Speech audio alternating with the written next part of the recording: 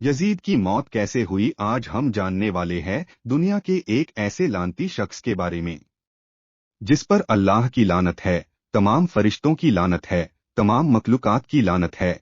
इस दुनिया में सबसे बड़े जालिमों में से एक यजीद की मौत का वाक़या कि जब इमाम हुसैन रजी अल्लाह ताला अन्हो को शहीद कर दिया गया तो उसके बाद यजीद का क्या अंजाम हुआ और यजीद की मौत कैसे कैसे हुई और किस तरह से उसके किए जुल्मों की सजा आखिरत से पहले दुनिया में ही मिल गई।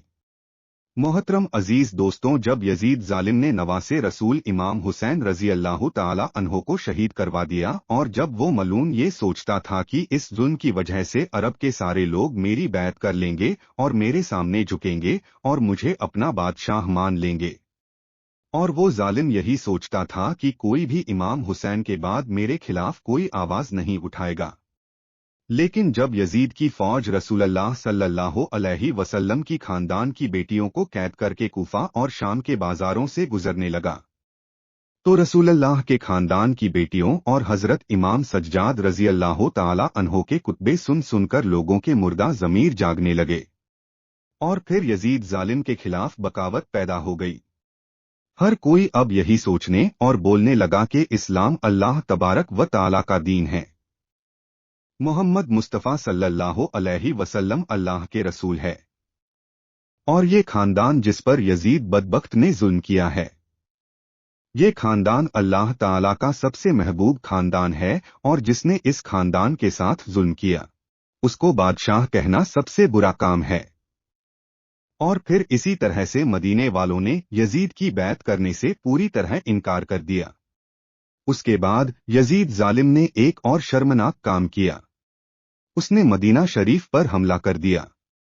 मोहतरम अजीज दोस्तों, तारीख ने लिखा कि 3 दिन तक यजीद जालिम की फौज ने मस्जिद नबवी में अपने घोड़ों को बांधकर अल्लाह ताला के घर की बेहुरमती करते रहे, और कुछ वक्त बाद मक्का शरीफ से भी यजीद के खिलाफ बगावत बढ़ने लगी। उसके बाद उस जालिम शख्स ने खान ए काबा को भी नहीं छोड़ा, उसने खान ए काबा पर भी हमला कर दिया और खान ए काबा को आग लगा दी। मोहतरम अजीज दोस्तों, तारीख में इस वाक़ये को वाक़ये हिरा के नाम से आज भी याद किया जाता है। हर कोई यजीद बदबख्त से नफरत करने लगा था, लेकिन यह जालिम यजीद जिसको भी अपने खिलाफ देखता तो उसका सर कलम करवा देता था। लेकिन अल्लाह ताला की अदालत में इंसाफ होता है, और जब वो इंसाफ करता है तब कोई कुछ नहीं कर सकता। इमाम हुसैन रजी अल्लाह ताला अन्हो और उनके खानदान पर जुल्म करने के बाद अल्लाह ताला ने यजीद को एक बीमारी में मुब्तला कर दिया। यजीद को एक ऐसी बीमारी हो गई थी जिससे उसकी आंतें जलने लगी थी। वहां के सारे बड़े से बड़े हकीम परेशान होने लगे थे कि ये कैसी बदतरीन बीमारी है कि यजीद का पेट अंदर से अपने आप ही खत्म हो रहा है, पेट अंदर ही अंदर सड़ रहा है। और उस बीमारी में यजीद को इतनी ज्यादा प्यास लगती थी कि ये बदबख्त पानी के लिए तड़पता था, लेकिन जब उसे पानी पिलाया जाता तो यही पानी उसके पेट को जलाता था, और उसके बाद वो जालिम अपना सर पीटता रहता था। और उसके महल के लोग यजीद की ये हालत देखकर कहते थे कि ये अजाब इस जालिम पर इमाम हुसैन और उनके पूरे खानदान पर पानी बंद करने की वजह से ही आया है। उसकी ये हालत देखकर महल लोग कहते थे कि क्या फायदा ऐसी बादशाही हासिल करके जो एक बूंद पानी को भी तरसता है। एक दिन यजीद ने अपनी इस बीमारी की हालत में अपने बेटे माविया को बुलवाया और अपने बेटे माविया से कहने लगा, बेटा, ये बीमारी मेरी जान लेकर ही छोड़ेगी। ऐ मेरे बेटे, मेरे बाद तुमको ही बादशाह बनना है, तुम ही इस तख्त के मालिक बनोगे।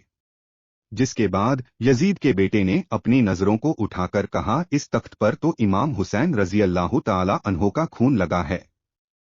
क्या तुम ये चाहते हो कि जैसे दुनिया तुम पर लानत कर रही है वैसे ही मुझ पर भी करें? हरगिज नहीं, नवासे रसूल के खून से आलूदा है ये तख्त, ऐसे तख्त और बादशाही पर मैं लानत करता हूं। यजीद अब हैरत से अपनी ही औलाद को देख रहा था, और यजीद के महल के लोग अब अफसोस कर रहे थे।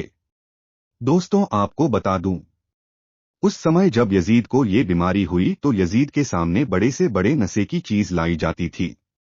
ताकि यजीद पूरी तरह से नशे में रहे और उसको यह दर्द किसी भी तरह से महसूस ना हो और वो प्यास की वजह से तड़पे नहीं। ऐसी ही नशे की हालत में एक दिन यजीद अपने सिपाहियों से कहने लगा, मेरा वो बंदर कहाँ है जो मेरे साथ रहता है। तभी लोगों ने उसे समझाया और उससे कहा कि शायद वो जंगल की तरफ निकल गया होगा। यजीद ने कहा, हम अभी जाएंगे और उसे ढूंढ कर लाएंगे।